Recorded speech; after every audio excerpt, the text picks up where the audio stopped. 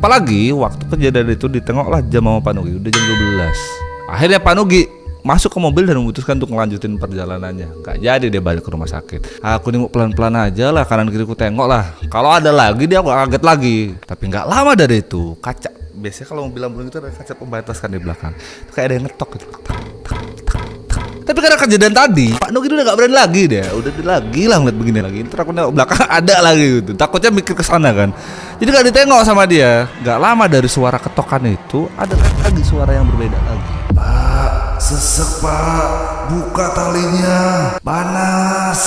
Suara itu kedenger berulang-ulang. Tapi Pak Nugi udah males dia nengok belakang. Ini kalau aku tengok belakang lagi ini pasti ada lagi gitu. Jadi gak ditengok sama dia. Fokus aja dia tuh ke depan, sambil doa lah dia. Tapi yang dirasain sama Pak Nugi itu mobil tuh kayak kerasa berat gitu. Kayak lo kalau bawa mobil tuh kan kerasa kan kalau ada muatan banyak. Tapi kan pikir Pak Nugi yang ku bawa ini cuma satu jenazah ini tok gitu. Berat apa gitu. Itu seakan-akan kayak suara yang tadi itu karena gak ditengok sama dia, kayak marah.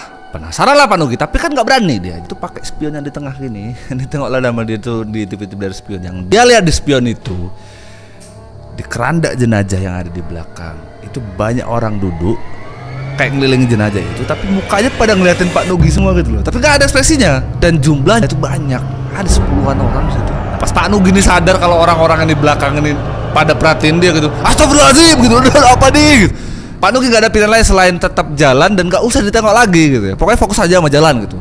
Sampai menemukan sumber cahaya.